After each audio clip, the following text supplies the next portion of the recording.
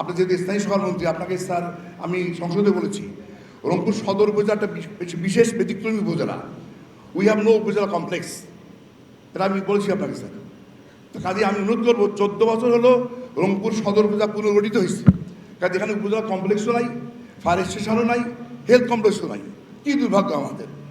আমি এটা সংসদে কথা বলেছি এবং এটা বলেছি স্যার যে আমরা রংপুরের উন্নয়ন কর্তৃপক্ষ আপনারা করেছেন, ধন্যবাদ জানাই, কিন্তু রংপুর কর্তৃপক্ষ হয়েছে কোনো বরাদ্দ নাই। এটা আবার কেমন কথা হয়? ঢাল নাই, তল্লাল নাই, নিরাম সর্দারের তো লাভ নাই। আমি এটাও বলেছি, আপনারা জানেন, সংসদে বলছি সিটি কর্পোরেশন আমাদের দ্বিতীয় বৃহত্তম সিটি কর্পোরেশন, অথচ এই সিটি কর্পোরেশন গতবারও বরাদ্দ দেওয়া হয় নাই, এবারও কোনো বরাদ্দ নাই। আমি সবিনয় বলবো, একটা গণতান্ত্রিক সরকার নিঃসন্দেহে সমস্ত দেশের উন্নয়নের জন্যে গুরুত্বপূর্ণ ভূমিকা রাখবেন, ন্যায়সঙ্গত ভূমিকা রাখবেন।